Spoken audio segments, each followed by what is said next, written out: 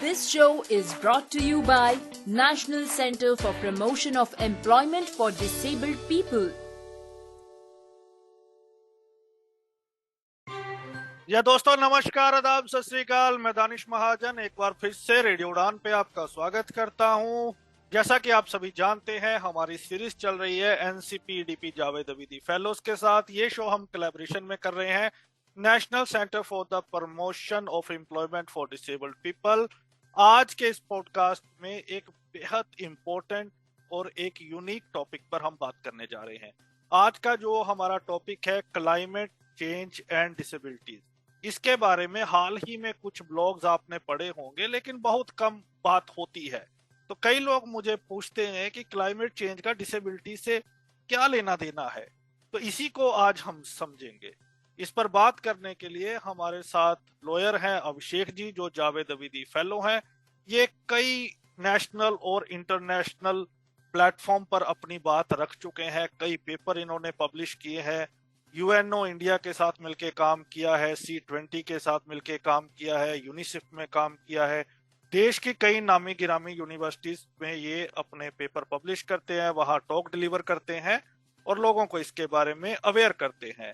अभिषेक lawyer हैं, national law university Delhi से graduated हैं। तो आज इनसे हम अपनी बातचीत करेंगे और इस टॉपिक के बारे में डिटेल में जानेंगे। अभिषेक जी, बहुत बहुत स्वागत रेडियो उड़ान पे। धन्यवाद दानिश जी। सबसे पहले तो आपका धन्यवाद और रेडियो उड़ान टीम का धन्यवाद कि मुझे बुलाया और मुझे अपने बात और काम को लिसनर्स के साथ, रेडियो उड़ान के ऑडियंस के साथ साझा करने का मौका दिया। और मैं उम्मीद करता हूं कि हमारी इस बातचीत से जो भी लोग इसको सुनेंगे, इस पॉडकास्ट को, वो ना सिर्फ मेरी काम को समझेंगे, बल्कि इस पूरे कॉन्वर्सेशन जो डिसेबिलिटी सेक्टर में कुछ हद तक इग्नोर हो जाता है, उस पर भी उनका अटेंशन आएगा और वो अपने रोजमर्रा के जीवन में जो पर्यावरण और क्लाइमेट चेंज या जलवायु परिवर्तन का जो असर हो रहा है उसको समझेंगे, ताकि फ्यूचर में हम इसमें और आगे अग्रसर होके काम कर सके क्लाइमेट जस्टिस के लिए। अभिषेक जी, सबसे पहले तो हमें ये बताएं कि आपको इस फेलोशिप के बारे में कैसे पता चला और क्यों आपको लगा कि मुझे इस फेलोशिप का हिस्सा बनना चाहिए। दानिश जी, सच बताऊं तो मुझे याद नहीं है, क्योंकि अब 2 साल से ऊपर हो गए हैं कि मुझे कहाँ मिला था, लेकिन प्रोबेबली मुझे किसी सोशल मीडिया साइट पे ही मिला था, जहाँ पे मैंने एडवर्टाइजमेंट देखा क्लाइमेट चेंज एंड डिसेबिलिटी के इस फेलोशिप के बारे में। मैं पिछले करीब 15 साल से पर्यावरण के लिए काम कर रहा था, क्लाइमेट चेंज में। और जब कोविड का समय आया और मैं पीवीटीजीज, वुमेन या वाइल्ड लाइफ के संदर्भ में काम कर रहा था, तो मुझे उसमें एक एडवर्टीजमेंट दिखा एनसीपीडीपी का, जहाँ पे मुझे पोटेंशियल लगा कि क्लाइमेट चेंज और डिसेबिलिटी की इंटरसेक्शनलिटी पे मैं काम कर सकता हूँ। और उससे कुछ साल पहले ही एक यूएन रेजोल्यूशन आया था, जिसने पहली बार अंतर्राष्ट्रीय स्तर पे इस बात को माना कि जो क्लाइमेट चेंज होता है, जलवायु परिवर्तन होता है, उसका डिस्प्रोपोर्शनेट असर पड़ता है विकलांग लोगों पे। तो इस संदर्भ में मेरे बैक ऑफ द माइंड ये टॉपिक हमेशा से था, लेकिन जब एनसीपीडी का ये फेलोशिप आया तो मुझे एक मौका मिला कि हाँ, मैं इस चीज़ों पे काम कर सकता हूँ। और क्योंकि मैं भी एक विकलांग हूँ, तो मुझे लगा सही मौका है, और इसलिए फिर मैंने इस फेलोशिप को परस्यू किया। हमें थोड़ा सा अपने बारे में बताएं और अपनी डिसेबिलिटी के बारे में बताएं। मैं एडवोकेट हूँ। मेरी पढ़ाई बिहार और झारखंड के अलग अलग इस विद्यालयों में हुई थी। उसके बाद फिर मैंने 2014 में गुजरात नेशनल लॉ यूनिवर्सिटी से अपना लॉ ग्रेजुएशन स्टार्ट किया, लेकिन मेरी ज़्यादा इच्छा थी कि मैं दिल्ली से करूं, तो अगले साल फिर मैंने दोबारा एग्ज़ाम दे के, एंट्रेंस एग्ज़ाम दे के, फिर नेशनल लॉ यूनिवर्सिटी दिल्ली में गया। वहाँ से अपना 2020 में ग्रेजुएशन कंप्लीट किया, BA-LLB। उसके बाद फिर मैं 2021 में बार काउंसिल ऑफ दिल्ली से रजिस्टर्ड किया एज एन एडवोकेट। साथ ही मैंने मध्य प्रदेश, छत्तीसगढ़, दिल्ली, इन अनेक प्रांत में पर्यावरण के संबंध में काम किया, जहाँ पे कहीं मैंने वुमेन्स के रिलेटेड काम किया, कहीं पीवीटीजीज जो ट्राइबल ग्रुप्स होते हैं उनके साथ काम किया, कहीं फॉरेस्ट राइट पे काम किया, कहीं सोशल मूवमेंट एंड लॉ के कॉन्टेक्स्ट में काम किया। जहाँ तक मेरी डिसेबिलिटी की बात है, तो मुझे लो विजन है और ये बेसिकली मैं जब 8वीं कक्षा में था तो एक रेयर कंडीशन जिसमें रेटिना डिटैचमेंट हो जाता है, उसके कारण ये कंडीशन हुआ था। आप बहुत अच्छा काम कर रहे हैं और इस सीरीज में कई प्रवक्ताओं ने ये कहा है, कई वक्ताओं ने ये कहा है कि हमें अगर सोसाइटी को आगे लेके जाना है, डिसेबिलिटी कम्युनिटी को, तो हमें समाज के अलग वर्गों के साथ भी मिलके काम करना पड़ेगा। तो वो आप कर रहे हैं। इस सीरीज के माध्यम से हमें कई लोगों से मिलने का मौका मिल रहा है, ये बड़ी अच्छी बात है। अभिषेक जी, अब हमें थोड़ा सा समझाएं इस टॉपिक का, कैसे आप डिसेबिलिटी को क्लाइमेट चेंज से जोड़ रहे हैं।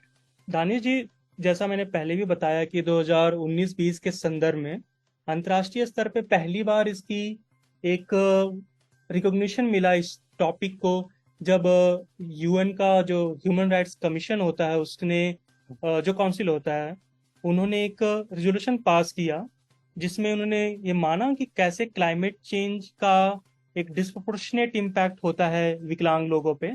और उन्होंने फिर एक कमिटी बैठाया जिसने बोला कि आप एक रिपोर्ट सबमिट कीजिए कि किस किस संदर्भ में ये होता है। तो जब मैंने ये फेलोशिप स्टार्ट किया 2021 के अंत हिस्से में, तो मैं शुरू से था कि क्योंकि मेरा बैकग्राउंड भी इन्वायरमेंटल लॉयर का था, तो मेरा शुरू से सुनिश्चित किया हुआ था कि मैं इसी क्लाइमेट चेंज और डिसेबिलिटी की इंटरसेक्शनलिटी पे काम करूंगा। और जब मैंने काम करना स्टार्ट किया तो ये पता, उसके बियॉन्ड भी पता चला कि कैसे जो क्लाइमेट चेंज है एक थ्रेट मल्टीप्लायर की तरह काम करता है। जब मैं थ्रेट मल्टीप्लायर बोलता हूं तो मैं ये कहना चाहता हूं कि ये सिर्फ और सिर्फ एक हिस्से को या एक पहलू हमारे जीवन के असर नहीं करता है, बल्कि हमारे पूरे जीवन को असर करता है। जैसे हमारे 17 एसडीजी गोल्स होते हैं, जो सस्टेनेबल डेवलपमेंट गोल्स हैं, तो क्लाइमेट चेंज एक ऐसा कारक है जो हमारे 17 के 17 गोल्स को अफेक्ट करता है, और उसको हम रीच नहीं कर पा रहे हैं अभी के हिसाब से। उसका एक प्रमुख कारण है डिसेबिलिटी, सॉरी माफ कीजिएगा, क्लाइमेट चेंज। और जहां तक मैं अगर डिसेबिलिटी के संदर्भ में बात करूं तो उसमें जो महत्वपूर्ण ये हो जाता है समझना कि क्लाइमेट चेंज हो या डिजास्टर्स हो या एयर पॉल्यूशन हो या फिर बायोडाइवर्सिटी लॉस हो, वो सभी ह्यूमंस को इक्वली अफेक्ट करता है। बट हम क्यों डिसेबिलिटी पे या फिर दूसरे इस तरह के कम्युनिटीज पे फोकस करें? इसका प्रमुख कारण ये है कि इन पे डिस्प्रोपोर्शनेट इम्पैक्ट करता है। अगर जब मैं बोल रहा हूँ डिस्प्रोपोर्शनेट इम्पैक्ट क्यों करता है, तो उसके लिए 3 वजह होती हैं। पहला होता है कि ग्रेटर एक्सपोजर। ग्रेटर एक्सपोजर इस संदर्भ में कहना चाह रहा हूँ कि जो विकलांग होते हैं लोग, तो मान लीजिए कभी बाढ़ आया, कभी हीट वेव आया, कभी साइक्लोन आता है, जो भी कारक होते हैं, मतलब एक रूप होते हैं क्लाइमेट चेंज का, तो जो person with disability more expose होते हैं, वो ज्यादा सीधे डायरेक्ट कांटेक्ट में आते हैं क्लाइमेट चेंज के उन असर के द्वारा। इसलिए उनका जो वल्नरेबिलिटी होता है वो ज्यादा होता है, वो ज्यादा संवेदनशील होते हैं। दूसरा कारण जो होता है वो ज्यादा संवेदनशील होता है, हाई सेंसिटिविटी होता है। और तीसरा जो कारण है लोअर एबिलिटी होता है। तो इसको अगर मैं एक एग्जाम्पल के रूप में समझाना चाहूँ, तो जैसे दिल्ली में एयर पॉल्यूशन है, तो एयर पॉल्यूशन सबको अफेक्ट कर रहा है, या कहीं वाटर पॉल्यूशन है सबको अफेक्ट कर रहा है। लेकिन हमारी जो एबिलिटी होती है, हम कितना पैसा खर्च कर सकते हैं एयर प्यूरिफायर पे या वाटर प्यूरिफायर पे, वो हमारा तय करता है कि हम उसको कितना अडेप्ट या मिटिगेट कर सकते हैं असर को। इस संदर्भ में दानिश जी, मुझे ये भी कहना है कि सबसे पहले हमें ये भी समझना पड़ेगा कि क्लाइमेट चेंज होता क्या है। जो मेरी 2 साल की सबसे प्रमुख एक तरह से स्ट्रगल रही थी, चाहे वो डिसेबिलिटी सेक्टर में रही थी जब मैं इस काम को कर रहा था, तो सबसे प्रमुख मेरी डिफिकल्टी यही थी कि मैं सब लोगों को समझा सकूं कि क्लाइमेट चेंज होता क्या है। क्योंकि जैसे ही मैं इस टॉपिक पे बात करना शुरुआत करता हूं, मोस्ट ऑफ द लोग, जो मेजोरिटी पॉपुलेशन होता है, वो जनरली इसको फिर कहीं ना कहीं कोविड से जोड़ देते हैं, कहीं ना कहीं डिजास्टर से जोड़ लेते हैं, या कहीं ना कहीं पॉल्यूशन से जोड़ लेते हैं। ऑफ कोर्स ये सारा चीज एक दूसरे से जुड़े हुए हैं, लेकिन क्लाइमेट चेंज को कोविड से या क्लाइमेट चेंज को डिजास्टर से सेम समझना ये ऐसा ही चीज है जैसा एक प्रमुख फिलोसफर ने ये भी कहा है कि ऑलमोस्ट एंड ऑलमोस्ट सेम में बहुत डिफरेंस होता है। ये ऐसा ही डिफरेंस होता है कि जैसे लाइटनिंग एंड लाइटनिंग बर्ड में डिफरेंस है। तो क्लाइमेट चेंज को अगर जब मैं बात करता हूँ तो वो होता है जो 30-40 साल के अंतराल में जो स्लो इवोल्यूशन होता है। और इसको समझने के लिए एक सिंड्रोम को बहुत अच्छे से इस्तेमाल किया जा सकता है, तो उसको बोलते हैं बॉइलिंग वाटर सिंड्रोम। इस सिंड्रोम में ये कहा जाता है कि अगर हम सीधे किसी मेंढक को गर्म पानी में डाल देंगे उसमें कूद के निकल जाएगा, लेकिन अगर धीरे धीरे पानी गर्म करते हैं तो मेंढक उसमें अडेप्ट करके फिर मर जाता है। जो डिजास्टर होता है वो एकदम सीधे पानी गर्म करने जैसा एक उदाहरण है, जबकि क्लाइमेट चेंज धीरे धीरे पानी गर्म करने जैसा उदाहरण है। डिजास्टर बिल्कुल क्लाइमेट चेंज के कारण ही होता है, बट डिजास्टर की जो एक तरह से बोल सकते हैं जननी है या मदर है वो क्लाइमेट चेंज है। तो और इस संदर्भ में एक और चीज है कि सेक्शन 8 है आरपीडब्ल्यूडी का या यूएनसीआरपीडी का आर्टिकल 11 है, वो दोनों डिजास्टर को रिकॉग्नाइज करता है, वो ह्यूमैनिटेरियन क्राइसिस को रिकॉग्नाइज करता है। तो जब मैं एडवोकेसी या रिसर्च कर रहा हूँ अपने इस थीम पे क्लाइमेट चेंज डिजर्टी, तो मैं डिजास्टर से परे जाकर क्लाइमेट चेंज के कॉन्टेक्स्ट में कर रहा हूँ कि इसका लॉन्ग टर्म इम्पैक्ट क्या होगा। क्योंकि डिजास्टर को रिवर्स करना फिर भी आसान होता है। अगर कोई फ्लड आएगा या कोई साइक्लोन आएगा तो हम लोगों को विस्थापित कर सकते हैं एक जगह से दूसरे जगह, लेकिन अगर मान लीजिए टेम्परेचर 40 डिग्री की जगह 45 डिग्री हो जाएगा, आप घर में नहीं रह सकते हैं, आपको बाहर निकलना पड़ेगा काम के लिए, कंस्ट्रक्शन वर्कर्स हो, फार्मर्स हो या जो भी हो।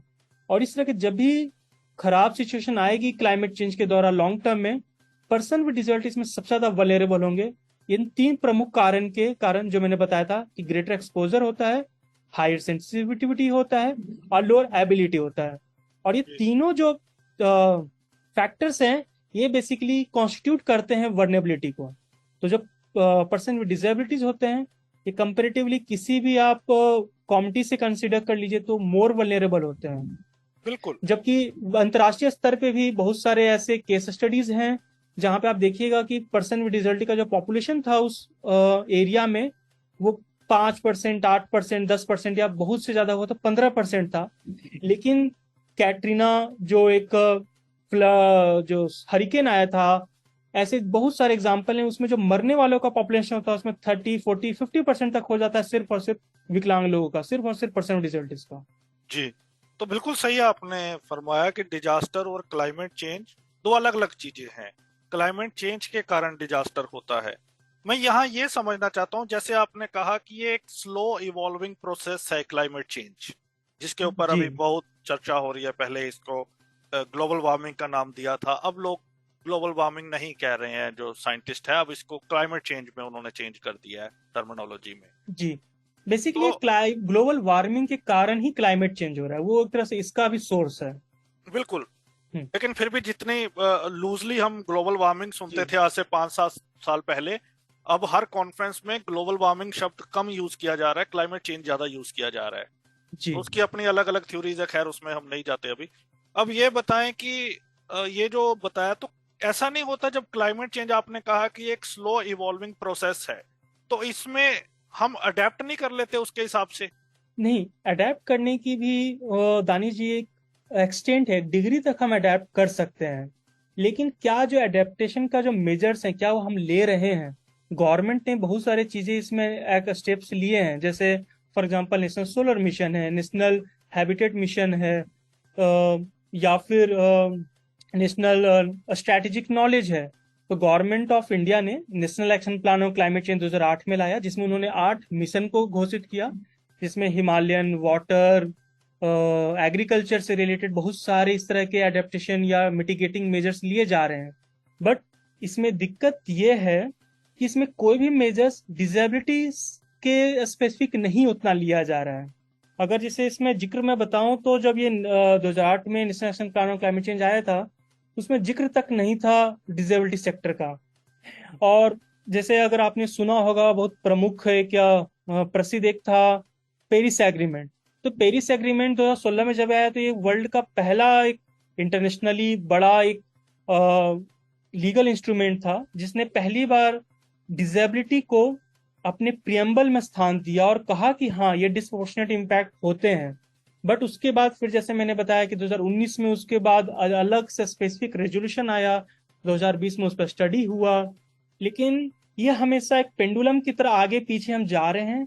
और लोकल लेवल या स्टेट लेवल पे तो छोड़ दीजिए, हम नेशनल और इंटरनेशनल लेवल पे भी इसको रिकॉग्निशन देने में बहुत समस्या हो रही है। जैसे बिल्कुल। मैं इसी साल का एक उदाहरण देना चाहूंगा कि अभी कुछ महीनों पहले ही यूएन जनरल असेंबली ने एक रेजोल्यूशन पास किया, जहां पे उन्होंने इंटरनेशनल कोर्ट ऑफ जस्टिस को भेजा कि आप हमें क्लाइमेट चेंज के संदर्भ में हमें अपना ओपिनियन दीजिए। और उस रेजोल्यूशन में आप देखिएगा तो दुनिया भर के जितने भी चिल्ड्रंस रिलेटेड कन्वेंशन थे, वुमेन रिलेटेड कन्वेंशन थे, आईसीसीपीआर जैसे थे, पॉलिटिकल राइट्स कन्वेंशन है, economic and social rights convention थे, सबका जिक्र था। बट उसमें यूएनसीआरपीडी का नहीं था। पिछले साल एक और स्टडी हुआ था जिसमें बोला गया कि उन्होंने किया था कि करीब करीब दुनिया के जितने भी देश हैं, कितने देशों में जो उनका नेशनल एक्शन प्लान है उसमें उसका रेफरेंस है डिसेबिलिटी का, पर्सन विद डिसेबिलिटीज का। उस रिपोर्ट का भी यही नतीजा था कि दुनिया में करीब 180-190 देश होने के बावजूद भी करीब 30 देश भी शायद हैं जिन्होंने इसका एटलीस्ट जिक्र तक किया है। तो हम उस स्तर पे हैं इस डिस्कोर्स के जहां पे विकलांग लोग का क्लाइमेट चेंज के संदर्भ में जिक्र होना ही अभी बड़ी बात है। तो इम्प्लीमेंटेशन या आपने जैसे बताया एडेप्टेशन प्रोग्राम्स या मिटिगेशन मेजर्स या रिजिलियंस के लिए जो किया जाना चाहिए वो बहुत दूर की बात है। और ये मुझे लगता है कि जो आप बात कह रहे हो ये तब तक पॉसिबल नहीं है जब तक हमारी रिप्रेजेंटेशन ना हो पॉलिटिकल लेवल पे। तो ये एक जी बड़ा कारण रहा। अभी भी हम अगर हाल ही की बात करें तो विमेन रिजर्वेशन बिल पास हो रहा है, तो वहां पे ओबीसी फीमेल्स को कोटा देने की बात की जा रही है, quota within the quota. लेकिन मुझे नहीं याद पड़ता कि एक भी शख्स ने आवाज उठाई हो कि विमेन विद डिसेबिलिटी के लिए भी 1-2 सीट होनी चाहिए, जिक्र तक नहीं है। तो इसके लिए जब तक हमारी रिप्रेजेंटेशन नहीं होगी पॉलिटिक्स में तब तक, अब हो सकता है अगर यूनाइटेड नेशन में अगर डिसेबल्ड होते तो अपनी बात रख पाते, लेकिन क्योंकि हमें समझा ही नहीं जाता उस लेवल, तो उस पर बात कई बार तो ये होता है कि उनकी इंटेंशन चाहे हो, उनके माइंड में ही नहीं होता कि अच्छा डिसेबिलिटी भी एग्जिस्ट करती है दुनिया में। दानिश जी, जो आपने और सब चीज़ें बोला तो उस पर मेरा अभी तो कुछ ओपिनियन मैं साझा नहीं करने के स्थान में हूँ, स्थिति में हूँ। बट जितना आपने इसमें बोला रिप्रेजेंटेशन के कॉन्टेक्स्ट में, तो जितना बड़ी मैं समस्या मानता हूँ कि जो क्लाइमेट चेंज के कॉन्वर्सेशन हो रहा है उसमें जो डिस्कोर्स हो रहा है उनकी जितनी बड़ी गलती है, मैं डिसेबिलिटी सेक्टर को भी उसमें से ये नहीं बोल सकता हूँ कि इनकी गलती नहीं है। पिछले 2 साल से जब मैं इस टॉपिक पे या थीम पे काम करना शुरुआत किया और कर रहा हूँ, तो पहली बात है इसमें भी एक बस रेफरेंस देके छोड़ दिया जाता था टॉपिक का। धीरे धीरे एक अच्छी बात हुई है कि धीरे धीरे अब इसका जिक्र एटलीस्ट होने लगा है, कुछ कॉन्फ्रेंसेस होने लगे हैं जहां पे एटलीस्ट इस पे सेशंस होने लग गए हैं। लेकिन वो भी आज बात क्लाइमेट चेंज की जिक्र कर देंगे अपने थीम के टाइटल में, बट आके फिर वो कोविड या डिजास्टर पे ही करेंगे। जबकि आप यूएन का इस सब जो इंटरनेशनल डिस्कोर्स देखिएगा या नेशनल डिस्कोर्स भी देखिएगा, वो हमेशा ट्रिपल प्लेनेटरी क्राइसिस की बात करते हैं। क्लाइमेट चेंज एक है, बायोडाइवर्सिटी लॉस दूसरा है, पॉल्यूशन तीसरा है, और इन तीन के कारण डिजास्टर या कोविड जैसे अलग अलग होते हैं। डिसेबिलिटी सेक्टर ही इस बात को उठाने में नहीं है। मैं उसका भी समझता हूँ कि दूसरे पहलू भी होते हैं कि हमारी स्थिति यह है कि आज भी हम पेंशन या सर्टिफिकेशन या रिजर्वेशन के आगे नहीं बढ़ पा रहे हैं क्योंकि हमारा बुनियादी मुद्दा ही आज तक नहीं सुलझा है। लेकिन ये भी नहीं हो सकता है कि सेक्टर के सारे लोग सिर्फ कुछ बुनियादी मुद्दों पर ही लगे रहें। हमें दूसरे मुद्दों पर भी आगे जाना पड़ेगा। जो जैसे पिछले आपने पॉडकास्ट में जिक्र किया था, रेफरेंस आया था कि स्पोर्ट्स एंड डिसेबिलिटी, तो ऐसा नहीं है कि हम जब तक पूरा पेंशन का मुद्दा ना सॉल्व कर ले तब तक हम स्पोर्ट्स एंड डिसेबिलिटी या डिसेबिलिटी एंड क्लाइमेट चेंज पे सोचे ही नहीं। तो बिल्कुल सरकार की गलती है, अंतर्राष्ट्रीय स्तर की गलती है, क्लाइमेट चेंज सेक्टर की गलती है, बट कहीं ना कहीं ये डिसेबिलिटी सेक्टर की भी कमी बिल्कुल रही है कि बिल्कुल वो अपनी मुद्दा नहीं उठा पाते हैं। बिल्कुल बिल्कुल, इसमें कोई शक नहीं है, मैं उठाता रहता हूँ ये बात। चलिए आगे बढ़ते हैं, आपके टॉपिक पे वापिस आते हैं। अब हमें ये बताएं कि क्या फाइंडिंग्स हैं आपकी स्टडी को, और साथ ही साथ क्या रिकमेंडेशंस हैं उसके ऊपर। या तो पहले मैं फाइंडिंग पर अगर जिक्र करूं तो जब मैंने आरटीआई फाइल किया, एमओईएफ को, एमएसजेई को और पीएमओ को और दूसरे जितने भी कंसर्न विभाग थे इस संदर्भ में राष्ट्रीय स्तर पे, तो उससे यही पता चला कि अभी क्लाइमेट चेंज के कॉन्टेक्स्ट में कुछ हुआ नहीं है। उनके पास ज्यादा इसमें है नहीं बोलने के लिए। अधिकतर आरटीआई का रिप्लाई में वो भी डिजास्टर के संदर्भ में ही जवाब दे रहे थे। फिर मैंने इसमें पार्लियामेंट में भी एक सवाल पूछवाया, जहां पे पार्लियामेंट में भी मिनिस्ट्री ने यही जवाब दिया कि अभी अंतर्राष्ट्रीय स्तर पे एक आईपीसीसी एक बॉडी है जिसने 2022 में आईपीसीसी रिपोर्ट एक प्रस्तुत किया था, जिसमें उन्होंने अपना ये फाइंडिंग किया कि हाँ, क्लाइमेट चेंज डिस्प्रोपोर्शनेट इम्पैक्ट कर रहा है पर्सन विद डिसेबिलिटीज को। और जो सबसे प्रमुख बात उस रिपोर्ट की थी जिसको मैं रेखांकित करना चाहूंगा, वो ये था कि उन्होंने बोला कि अगर हमें क्लाइमेट चेंज से को डील करना है, क्लाइमेट जो चेंजेस को फाइट करना है या क्लाइमेट जस्टिस को इंश्योर करना है, तो हमारा सबसे प्रमुख ये होना चाहिए कि हम इनइक्वालिटीज को फाइट करें। इनइक्वालिटीज किस आधार पे हो, चाहे वो जेंडर के आधार पे हो, चाहे वो रेस के आधार पे हो, चाहे वो इनकम के आधार पे हो, या डिसेबिलिटी के आधार पे हो। क्यों?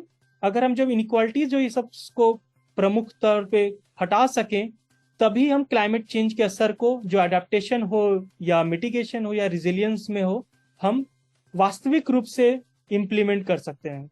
दूसरा जो मेरी फाइंडिंग थी, तो जैसे मैंने बताया कि एक अंतर्राष्ट्रीय स्तर पे इस पे कमेटी भी बैठी थी जिसने अपने स्टडी में ये फाइंड आउट किया। उन्होंने 6 प्रमुख एरिया ढूंढा जहां पे जो क्लाइमेट चेंज का है डिसप्रोपोर्शनेट इम्पैक्ट होता है विकलांग लोगों पे। तो जब उसके हिसाब से मैंने फर्दर स्टडी किया, जिसमें मेरी प्राइमरी स्टडी थी, सेकेंडरी स्टडी थी, फील्ड विजिट्स थी, इंटरव्यूज मैंने भारतीय विभिन्न राज्यों के लोगों से किया, विभिन्न विकलांग लोगों से किया जिनका अलग अलग डिसेबिलिटीज थी और जो अलग अलग क्लाइमेट चेंज के असर को झेल रहे थे। तो मुझे पता चला कि वो 6 तो प्रमुख सेक्टर थे जहाँ पे विकलांग लोगों को डिस्प्रोपोर्शनेट इम्पैक्ट झेलना पड़ रहा था। उसके अलावा भी बहुत सारे अलग चीजें थी जो विकलांग लोगों को क्लाइमेट चेंज के कारण झेलना पड़ रहा था। इसमें से मैं कुछ प्रमुख मेंशन करना चाहूंगा, तो जैसे था कि क्लाइमेट चेंज के कारण द कॉस्ट ऑफ लिविंग जो होता है, जीने का जो खर्चा होता है, वो बढ़ गया विकलांग लोगों के लिए। उनका जो कैपेबिलिटी होता है वो घट गया, कैपेबिलिटी डिप्रिवेशन हुआ विकलांग लोगों का जलवायु परिवर्तन के कारण। उनके कारण उनको फिजिकल एंड मेंटल हेल्थ का सामना करना पड़ा, जिसमें से एक फ्रेज यूज होता है क्लाइमेट एंग्जाइटी। तीसरा, विकलांग लोगों को hunger, poverty and food security का सामना करना पड़ रहा है। उन्हें हैबिटेड एंड एडिक्वेट हाउसिंग के जो राइट्स होते हैं उसमें समस्या झेलना पड़ रहा है। वाटर, सैनिटेशन और मेंस्ट्रुअल हाइजीन की समस्याओं को झेलना पड़ रहा है। Livelihood, decent work and safe labour का समस्या हो रही है। Human mobility, migration and displacement की समस्या हो रही है। Exploitation, abuse, violence and sexual abuse जैसे चीजों का उनको सामना करना पड़ रहा है, स्पेसिफिकली वुमेन विद डिसेबिलिटीज को या फिर चिल्ड्रन विद डिसेबिलिटीज को। फिर एक कॉन्सेप्ट है डिसेबिलिटी एडजस्टेड लाइफ ईयर्स। तो क्लाइमेट चेंज के कारण जो विकलांग लोगों का है, उनका जीवन का जो एक होता है कि वो किस तरह क्वालिटी ऑफ लिविंग जी पा रहे हैं, वो उनका घट जा रहा है। जो डिसेबिलिटी एडजस्टेड लाइफ ईयर्स हो रहा है वो सब्सटेंटिवली जो विकलांग लोगों का है उस पर बुरा असर पड़ रहा है। साथ में जो मैं और बताऊं तो लॉस एंड डैमेजेस हो रहे हैं, जैसे विकलांग लोग का बिल्कुल समझेंगे कि जो असिस्टिव डिवाइसेस एंड टेक्नोलॉजी होते हैं उनके बहुत जीवन का एक बहुत अभिन्न अंग होता है, जिनको वो एक डिपेंडेंस भी रहता है लेकिन वो सोसाइटी से इंडिपेंडेंस भी देता है उन्हें। साथ ही एक तरह से वो मीन या प्ले करता है जिसके थ्रू वो दूसरे सारे अपने राइट्स को एक्सेस कर पाते हैं, जैसे पढ़ाई हो, स्वास्थ्य हो या जो भी मूवमेंट को।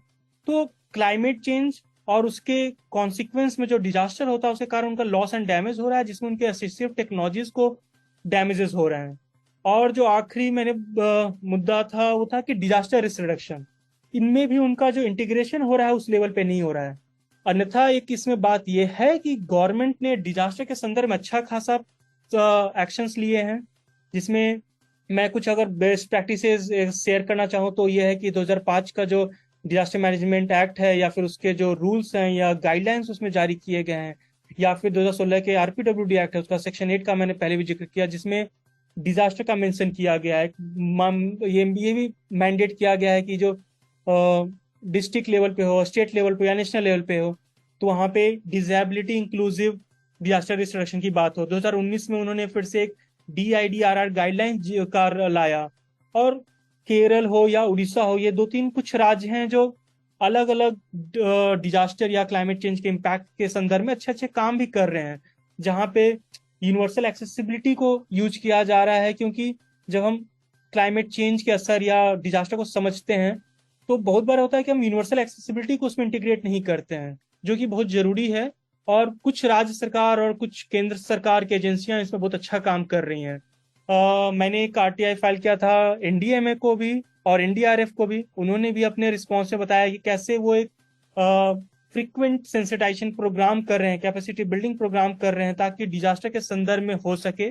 बस यही कमी है कि वो डिजास्टर के बियॉन्ड जाके अभी क्लाइमेट चेंज पे कार्य सोच नहीं रहे या कार्य कर नहीं रहे। तो इसके अलावा आपकी रिकमेंडेशंस? या दानी जी, मेरी जो कुछ प्रमुख रिकमेंडेशंस अगर मैं बात करूं, तो सबसे मेरी जो प्रमुख है, जिसपे मैं एक कैंपेन भी कर रहा हूं बिल्ड फॉर बेटर के नाम से। और मैं पहले समझाना चाहूंगा क्यों बिल्ड फॉर बेटर बोल रहा हूँ। क्योंकि डिजास्टर के संदर्भ में या फिर बहुत सारे संदर्भ में एक नैरेटिव बना है कि हमें बिल्ड बैक बेटर करना चाहिए, लेकिन मेरा ये मानना है कि ये एक बिल्ड फॉर बेटर होना चाहिए। क्यों? कि हम जिस पास्ट की बात कर रहे हैं, वहाँ स्थिति ये था कि नाइदर जो हमारा समुदाय ये इन्वायरमेंट है, नेचुरल या बिल्ट इन्वायरमेंट, वो क्लाइमेट रिजिलियंट भी नहीं था, नाइदर वो यूनिवर्सली एक्सेसिबल था। तो पर्सन विद डिसेबिलिटीज के लिए पास्ट हमारे लिए ऐसे भी इंक्लूसिव नहीं था। इस संदर्भ में हमें बिल्ड फॉरवर्ड बेटर करना है। और बिल्ड फॉरवर्ड बेटर इस संदर्भ में करना है कि हमें सिर्फ डिसेबिलिटी इंक्लूसिव नहीं होना है, डिसेबिलिटी लेड क्लाइमेट जस्टिस चाहिए। और मैं इसलिए कह रहा हूँ कि डिसेबिलिटी ऐसा है कि जब हम पर्सन विद डिसेबिलिटीज बोलते हैं, तो हम पर्सन को रिप्लेस वुमेन से भी कर सकते हैं, ओल्ड से भी कर सकते हैं, चिल्ड्रन विद डिसेबिलिटी से भी कर सकते हैं। जितनी भी डाइवर्सिटी हैं ह्यूमन रेस के, वो सारे डिसेबिलिटी ऐसा है जो कॉमन फैक्टर होगा। और आप भी जानते हैं कि कैसे डिसेबिलिटी के अंदर ही सिर्फ 21 तो रिकॉग्नाइज डिसेबिलिटीज है, उसके अलावा कितने क्रोनिक इलनेसेस हैं, कितने रेयर डिजीजेस हैं, कितने इंडिविजुअल डिसेबिलिटीज हैं जिनका जिक्र नहीं होता है। लेकिन जब हम क्लाइमेट चेंज की बात कर रहे हैं, तो हमें इन सारे फैक्टर्स को इंटीग्रेट करना पड़ेगा। इसलिए मुझे लगता है कि जो डिसेबिलिटी सेक्टर है, ये सबसे ज़्यादा वेल इक्विप्ड है अगर ये तैयारी करे क्लाइमेट जस्टिस को लीड करने के लिए, रादर देन जस्ट इसको एक पार्ट बनने के लिए। तो इस संदर्भ में मेरा जो प्रमुख रिकमेंडेशन ये है कि जो national action plan on climate change था 2008 में, जिसमें 8 मिशंस, नेशनल मिशंस की घोषणा की थी गवर्नमेंट ने। जो मिशन सोलर को लेके था, वाटर को लेके था, हिमालयन बेल्ट को लेके था, उसमें एग्रीकल्चर को लेकर था, सस्टेनेबल एग्रीकल्चर को, उसमें मोबिलिटी को लेके था, उसमें स्ट्रेटेजिक नॉलेज को लेके था। और अभी 2023 में फिर से कुछ रिपोर्ट्स आई हैं कि गवर्नमेंट वो 8 नेशनल मिशंस को बढ़ा के 11 करने जा रही है, जिसमें वो जो कोस्टल इकोसिस्टम होती है, ऐसे कुछ और चीज़ों को जोड़ना चाहती है। इसमें मेरा जो रिकमेंडेशन यही है, कैसे एक national mission on climate change and vulnerable communities बनना चाहिए। क्यों? क्योंकि अभी हमारा जो पर्सपेक्टिव है क्लाइमेट जो डिसेबिलिटी को एड्रेस करने के लिए, वो बहुत हम बटा बटा है कि हम कहीं हेल्थ में थोड़ा बहुत उनका जिक्र कर दे रहे हैं, कहीं हीट वेव एक्शन प्लान होता है तो उनका जिक्र कर दे रहे हैं, कहीं हेल्थ कंसर्न में उनका कहीं जिक्र कर दे रहे हैं, कहीं अगर हम लाइवलीहुड की बात करें तो एक रेफरेंस आ जाएगा। लेकिन वो जो एक डेडिकेटेड फोकस होना चाहिए, वो नहीं हो रहा है। और अगर आप देखिएगा कि तो गवर्नमेंट ने जब लेट से वाटर पे मिशन स्टार्ट किया, तो एक टेंजिबल डिफरेंस लगा, एक रिजल्ट आया कि हाँ, एक मिशन डेडिकेटेड होने से मोर प्रैक्टिकल सॉल्यूशन इंप्लीमेंटेशन हो सकते हैं, मोर फोकस्ड इंटरवेंशन हो सकते हैं गवर्नमेंट के थ्रू। साथ ही जो नॉन गवर्नमेंटल सेक्टर है, वो भी बेटर इंगेज कर सकते थे गवर्नमेंट के लिए, क्योंकि वो वन स्टॉप सेंटर के रूप में काम करता है। जैसे इसमें मैं गवर्नमेंट के एक और अच्छे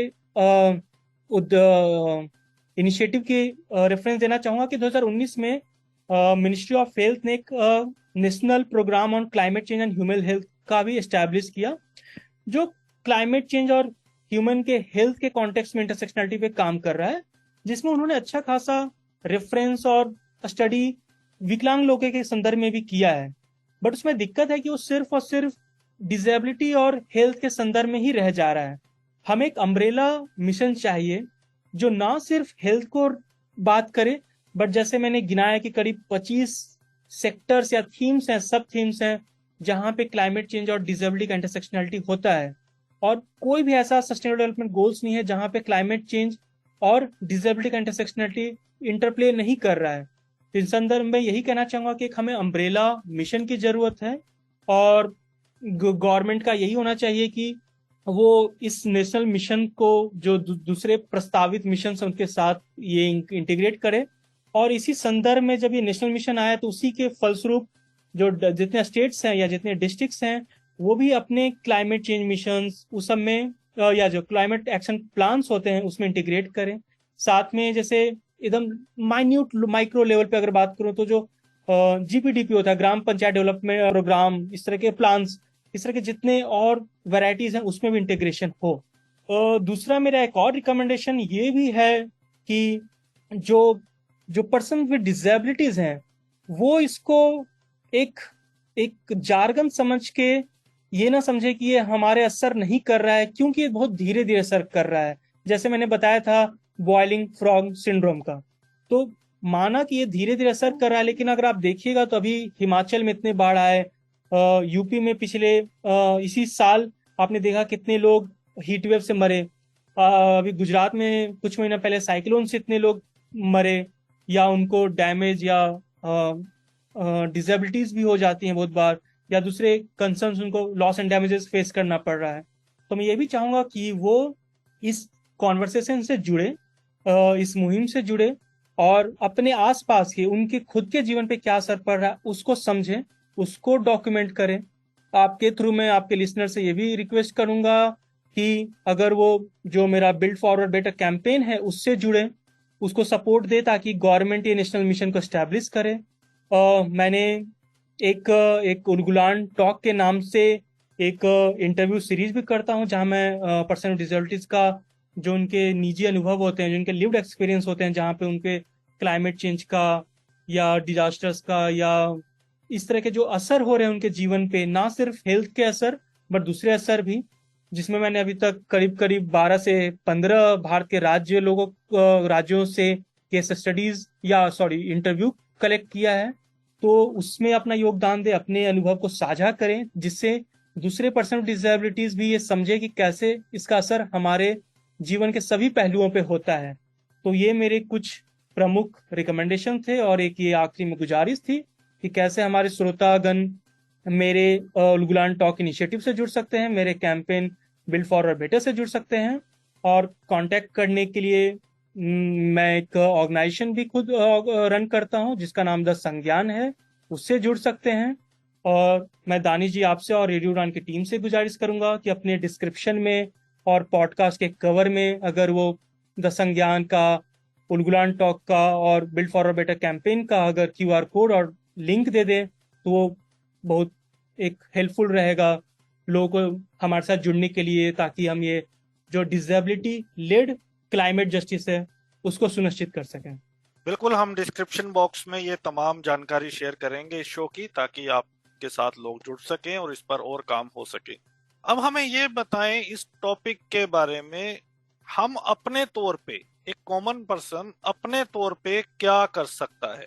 जी, धन्यवाद दानिश जी ये सवाल पूछने के लिए। कि अगर हम जो प्रैक्टिकली सोचे कि हम इसमें क्या कर सकते हैं, तो सबसे पहली बात है कि अगर हम अभी क्लाइमेट चेंज की बात नहीं भी कर रहे हैं तो हम इससे रिलेटेड जो है, पहली बात इसमें कॉन्वर्सेशन का हिस्सा बने। जैसे मैंने बताया कि बिल्ड फॉरवर्ड बेटर कैंपेन का हिस्सा जुड़ बन सकते हैं, या फिर जो सिंगल यूज प्लास्टिक जैसे बैन हुआ था इस पिछले साल, और उसके कारण जो इको एबिलिज्म होता है, इसमें मैं एक समझाना चाहूंगा इको एबिलिज्म क्या होता है। फॉर एग्जाम्पल, तो एबिलिज्म हम समझते हैं ही हैं, जो डिसेबिलिटी सेक्टर का एक तरह से डिस्क्रिमिनेशन किया जाता है, सेम है क्लाइमेट चेंज में। कि जबकि क्लाइमेट चेंज को अकर करने के लिए डिसेबल्ड लोग का सबसे लेस कंट्रीब्यूशन है, हम लोग सबसे कम कार्बन फुटप्रिंट पैदा करते हैं, फिर भी जब असर की बात होती है तो सबसे ज्यादा क्लाइमेट चेंज का असर हम पे ही पड़ता है, सबसे ज्यादा सफर हम ही कर रहे हैं। तो इस संदर्भ में जो भी हमारे स्टेप्स लेते हैं गवर्नमेंट, वो क्लाइमेट चेंज इंक्लूसिव नहीं होते हैं डिसेबिलिटी लोगों के लिए। इसका मैं एग्जांपल देता हूं कि हम अपने छोटे छोटे लेवल पे कैसे असर कर सकते हैं। जैसे आजकल क्लाइमेट चेंज के नाम पे अगर आप देखें जाए तो गवर्नमेंट हर जगह बोल रही है कि हमें इलेक्ट्रिक बसेस रखने चाहिए, लेकिन क्या वो इलेक्ट्रिक बसेस अगर नहीं रहेंगी, लो फ्लोर बसेस या यूनिवर्सली एक्सेसिबल बसेस, तो क्या डिसेबिलिटी जो पीपल हैं या दूसरे वल्नरेबल ग्रुप्स हैं, मैं सिर्फ डिसेबिलिटी की नहीं बात कर रहा हूँ, विकलांग लोग के साथ साथ लेट्स से कोई प्रेग्नेंट वुमेन है, कोई चिल्ड्रन है, कोई ओल्ड एडल्ट्स हैं, वो फोर्स हो जाते हैं फोर्सफुली कैब या दूसरे प्राइवेट व्हीकल्स यूज करने के लिए। तो अगर हम ईवी को तो मेन स्ट्रीम कर देंगे क्लाइमेट चेंज के नाम पे, लेकिन अगर उसको हम यूनिवर्सली एक्सेसिबल नहीं बनाएंगे तो हम एक लॉट ऑफ जो हमारा एक सेक्शन, बड़ा सेक्शन है सोसाइटी का, उसको हम उस क्लाइमेट चेंज के एक्शन में इंटीग्रेट नहीं कर रहे हैं। तो जब भी हमारे लोकल लेवल पे क्लाइमेट चेंज की बात हो रही है, कोई लॉ बन रहा है, कोई सेमिनार हो रहा है, आप वहां पे रिप्रेजेंटेशन दीजिए, आप उसमें बात कीजिए, अपनी बातों को रखिए कि हमारे लिए क्या। हाँ, लेकिन इसमें अगर मैं दूसरे स्तर पे बोलूँ तो उसमें एक ये भी कमी है कि जैसे अंतर्राष्ट्रीय स्तर पे भी हमें most of the time ignore किया जा रहा है और राष्ट्रीय स्तर पे भी इग्नोर किया जा रहा है, तो ये बहुत बार प्रॉब्लमेटिक हो जाते हैं कि हम डिसेबिलिटी के लिए लोकल स्तर पे क्या करें। क्योंकि अगर लेट से मेरी खुद की अगर एक्सपीरियंस बताऊं तो जैसे मैंने यहाँ पे झारखंड में ही रांची और लोहरदगा में एक केस स्टडी किया, क्योंकि एक रिपोर्ट थी कि कैसे क्लाइमेट चेंज जो होता है वो सेक्सुअल वायलेंस को भी इंक्रीज एक तरह से बढ़ाता है। तो मैंने रांची और लोहरदगा के वन स्टॉप सेंटर्स में महिला थाना और जो कंसर्न पब्लिक अथॉरिटीज है उनसे इंगेज किया, तो उन्होंने बोला कि हाँ, विकलांग लोगों, वो जो महिलाएं होती हैं उन पे डिस्प्रोपोर्शनेट वायलेंस या अब्यूज तो किया जाता है, बट उनके विजन में कभी ये क्लाइमेट चेंज या डिजास्टर वाला फैक्टर नहीं था। लेकिन जब मैंने उनसे बात किया तो उन्होंने बोला कि अगर ऐसा तो कभी हुआ नहीं है, लेकिन आगे जाके जब वो काम करेंगी तो इसके बारे में वो सोचेंगी, वो समझेंगे कि कोई अगर आ रहा है तो क्या ऐसा तो नहीं कि लेट से गर्मी में इस तरह का केस ज्यादा हो रहे हैं। तो अगर हम जो एकदम लोकल स्तर पे अगर हमसे बातचीत भी करना स्टार्ट कर दें, लोगों से बातचीत करें, अपने सेशंस इस पे रखें, वर्कशॉप रखें, हम अपने आप को बिल्ड करें कि हम क्या रखेंगे। जैसे अगर मान लीजिए कोई कोस्टल रीजन में रह रहा है तो वो देखे कि हमारा जो क्लाइमेट एक्शन प्लान है स्टेट लेवल पे या राष्ट्रीय स्तर पे या लोकल स्तर पे, क्या उसमें डिसेबिलिटी की बात हो रही है, क्या उसमें डिसेबिलिटी इंक्लूजन है। तो जब हम ये इस तरह के एक्शन प्लान्स में ही अगर हमारा इंटीग्रेशन हो जाएगा, क्या हमारा इंटीग्रेशन है हीट वेव एक्शन प्लान्स में, तो अगर ये धीरे धीरे मेन स्ट्रीम हो जाएगी, जो स्टेक होल्डर्स है उनको पता चलेगा कि हाँ एक डिमांड है, तो वो भी एक्नॉलेज करेंगे, तब एक बेटर फाउंडेशन बनेगा जहां पे इस तरह के एक राष्ट्रीय national mission on climate change vulnerable communities बनेगा। साथ में अंतर्राष्ट्रीय स्तर भी इसको बेटर एक्नॉलेज करेगा, पार्लियामेंट में भी इस पे बेटर डिस्कशंस होंगे, और जब इम्प्लीमेंटेशन होगा तो भी होगा। तो कुल मिला के साथ ही एक मैं आखिरी बात ये भी कहना चाहूंगा कि इसमें हमें लीड इसलिए भी लेनी जरूरत है कि अगर हम डिसेबिलिटी को लीड नहीं लेंगे तो एक स्ट्रेट जैकेटेड हमें एक्शन प्लान मिलता है, क्यों वो सारी डिसेबिलिटी को जो 21 है उसको एक ब्रैकेट में रख के, एक बकेट में रख के ही समझ लेते हैं कि हाँ डिसेबल्ड है तो उनका ये रिक्वायरमेंट होना चाहिए।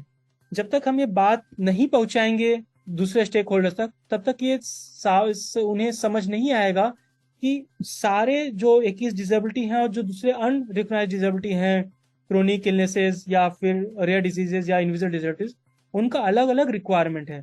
तो इतने सारे डिजास्टर या क्लाइमेट चेंज इम्पैक्ट्स और इतने सारे डाइवर्स जब डिसेबिलिटीज मिलते हैं तो एक बहुत ही बड़ा कॉम्बिनेशन हमें चाहिए कि सबका अपना क्या है। जैसे साइक्लोन का सब डिजास्टर्स पर अलग अलग, डिसेबिलिटीज पर अलग अलग असर पड़ेगा, सिमिलरली एक डिसेबिलिटीज का अलग अलग डिजास्टर कॉन्टेक्स्ट में अलग अलग इम्पैक्ट होता है। इस सारे जो कॉन्वर्सेशन है उसी को हमें मेन स्ट्रीम करने की अभी सबसे जरूरत है। बिल्कुल, अगर इसकी एक एग्जांपल ने कोविड समय में तो जो सेरेब्रल पॉल्सी के लोग थे, फिजिकल डिसेबल्ड थे, तो उनको बहुत जरूरत पड़ी केयर टेकर्स की, और जो हीमोफीलिया के लोग थे उनको ब्लड नहीं मिल रहा था उस टाइम पे, मेडिसिन नहीं मिल रही थी, तो सबके कॉन्टेक्स्ट में चीजें अलग अलग हो जाती हैं। तो ये बहुत बढ़िया आपने बताया कि कुल मिला के जो सारांश है, मोरल ऑफ द स्टोरी है, वो आपने ये बताया कि इस पे ज्यादा से ज्यादा बात होनी चाहिए, शुरू से लेके फ्रॉम बॉटम टू टॉप इसके ऊपर बात करने की जरूरत है। इसमें दानिश जी मैं एक आखिरी कुछ शब्दों कह के अपने वाणी को समाप्त करूंगा। तो जो हमारे प्रधानमंत्री हैं नरेंद्र मोदी जी ने, उन्होंने भी यूनाइटेड नेशंस में अपने एक वक्तव्य में कहा था, आचार्य चाणक्य को कोट करते हुए, उनका एक जो डिक्टम है, उनकी एक जो फिलॉसफी है कि कलांति क्रमांत कालम एवं फलम पिबति, जिसका मतलब है कि अगर सही समय पर सही कार्य नहीं किया जाए तो उस काम को निरर्थक हो जाता है, वो काम अपना एसेंस लूज कर जाता है। तो चाहे आप यूनिवर्सल एक्सेसिबिलिटी की बात करें, चाहे आप क्लाइमेट एक्शन की बात करें, हर एक साल हर एक जो हमारा एक्सटेंशन या डेडलाइन जो फेल हो रहा है conference of parties climate change के संदर्भ में, या सुगम भारत का जो एक्सटेंशन मिल रहा है, इसके साथ हम ये नहीं सोचे कि ये बस और बस एक एक्सटेंशन है। हमें ये भी समझना पड़ेगा इसके कारण एक पूरा जो जनरेशन होता है वो लूज आउट कर रहा है। अगर हम एक साल भी एक स्कूल को एक्सेसिबल या नहीं बना रहे हैं या क्लाइमेट रिजिलियंट नहीं बना रहे हैं, तो पूरा का पूरा एक बैच जो होता है वो लूज कर रहा है एजुकेशन पे।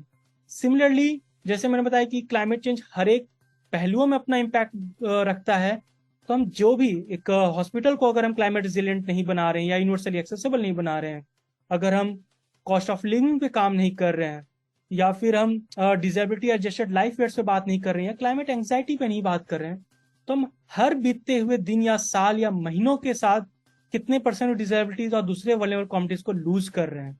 तो ये जो क्लाइमेट चेंज है वो अंतर्राष्ट्रीय स्तर पे एक बहुत अच्छी बात इसमें समझी जा रही है कि उसको क्लाइमेट इमरजेंसी कहा जा रहा है। तो हमें बिल्कुल समझने की जरूरत है कि क्लाइमेट इमरजेंसी की स्थिति में है। हम सिर्फ उम्मीद कर सकते हैं कि सरकार जल्द से जल्द इसकी बात करे। तो हमें कॉन्वर्सेशन तो स्टार्ट करना चाहिए, लेकिन हमें यह भी समझना चाहिए कि एक इमरजेंसी सिचुएशन है। तो अब हमें ये बताएं, एनसीपीडीपी जावेद अवीदी फेलोशिप जैसी फेलोशिप कितनी इम्पोर्टेंट है हमारे लिए, और कैसे ये जो डिस्पैरिटी है उसको ब्रिज करने का काम करती है? मेरे हिसाब से बिल्कुल ये बहुत ही जरूरी एक तरह से फेलोशिप है। जैसे मैं बताया कि मैं एक एनवायरमेंट लॉयर उससे पहले एक लंबे समय के लिए कार्य कर रहा था, और या फिर स्टूडेंट के हिसाब से भी, तो मैंने देखा कि क्लाइमेट चेंज सेक्टर में हो या फिर लॉ के सेक्टर में हो, बहुत सारे फेलोशिप थे, बट डिसेबिलिटी सेक्टर में एक तरह से ये था कि ये फर्स्ट कारण ना ही कि इसकी इम्पोर्टेंस बहुत बढ़ जाती है, बट इसकी रिस्पॉन्सिबिलिटी भी बहुत बढ़ जाती है। और मुझे खुशी है ये कहते हुए कि जावेद अवीदी फेलोशिप ने उस रिस्पॉन्सिबिलिटी को एक अच्छे से एक तरह से कंप्लीट किया। क्योंकि जब एक होता है कि एक सिर्फ और सिर्फ हम एक बड़े सिटीज से ही लोग ला के रख सकते थे, जो बेसिक जो प्रमुख मुद्दे हैं उसी पे काम कर रहे थे, लेकिन जो मुझे सबसे अच्छी बात लगती है इस कोहर्ट की अगर मैं बात करूं, तो हमारे पास नॉर्थ ईस्ट से लेके south India, east India, west India, north India, central India, हर एक रीजन से थे, जहाँ पे अगर मैं अपने पर्सपेक्टिव से बात करूं तो सारे क्लाइमेट जोन से कोई ना कोई लोग थे। तो मैं भी जब उनसे इंटरेक्शन कर रहा हूँ तो मुझे एक अलग अलग क्लाइमेट जोन के संदर्भ को, उनके कॉन्टेक्स्ट को समझने में हेल्प मिला। साथ ही उनके अलग अलग कार्य कर रहे थे, जैसे कोई लॉयर था मेरी तरह, तो कोई आर्किटेक्ट था, कोई पब्लिक पॉलिसी से जुड़ा हुआ था, कोई इंजीनियर था। तो वो भी एक बहुत मेरे लिए एडवांटेजेस रहा, और मुझे लगता है सभी फेलोज के लिए एडवांटेज रहा कि अलग अलग सेक्टर से लोग आए और उनका जो क्रॉस लर्निंग हुआ, जो स्पिल ओवर इफेक्ट होता है कि हम एक दूसरे से सीख रहे हैं, साथ ही अपने कार्य से दूसरे को एक इंगेज कर पा रहे हैं, तो वो एक मुझे लगा कि इसकी बहुत ही प्रमुखता थी, जो दूसरे सेक्टर्स में तो हो रहा था फेलोशिप के संदर्भ में, लेकिन डिसेबिलिटी सेक्टर में एक तरह से मिसिंग चीज था, जो मुझे लगता है जो मिसिंग लिंक था ये एनसीपीडीपी ने फुलफिल किया। थैंक यू अभिषेक जी, बहुत ही मजा आया आपसे बात करके, और बहुत कुछ मुझे पर्सनली सीखने को मिला, और हम आपके मिशन के साथ बिल्कुल जुड़े रहेंगे और समय समय पर आपसे बात करते रहेंगे। Thank you so much for being part of this show today. धन्यवाद दानिश जी, आपने ये मुझे बुलाया और मुझे अपनी बात रखने और साझा करने के लिए, या और साथ में आपके जो ऑडियंस है उनके साथ इंगेज करने के लिए मौका दिया। साथ ही मैं एनसीपीडीपी का भी धन्यवाद करता हूँ, और मैं आखिरी में फिर से उम्मीद करूंगा कि जो भी श्रोतागण मुझे सुने हैं, मेरी बातों से अगर वो रेजोनेट कर पा रहे हैं, अगर वो मेरे वर्क को समझ पा रहे हैं, तो बिल्कुल वो मेरे ऑर्गेनाइजेशन द संज्ञान से जुड़ेंगे, मेरे कैंपेन से जुड़ेंगे, और अगर वो चाहते हैं तो बिल्कुल मैं उनका इंटरव्यू लेना चाहूँगा उलगुलान टॉक्स में, ताकि जो डिसेबिलिटी लेड क्लाइमेट जस्टिस है वो हो सके, और जो national mission on climate change and vulnerable communities है वो मिशन एस्टैब्लिश हो सके भारत के नेशनल स्टेज पे। धन्यवाद। तो लिसनर, आज हमने बात की लॉयर अभिषेक साहब से, जो एडवोकेट हैं, बार काउंसिल से रजिस्टर्ड हैं। उन्होंने क्लाइमेट चेंज और डिसेबिलिटीज के बारे में हमें बताया। अगले सप्ताह होगी मुलाकात एक और जावेद विदी फेलो से। सुनते रहिए radio Udaan, a flight of life. Bye bye.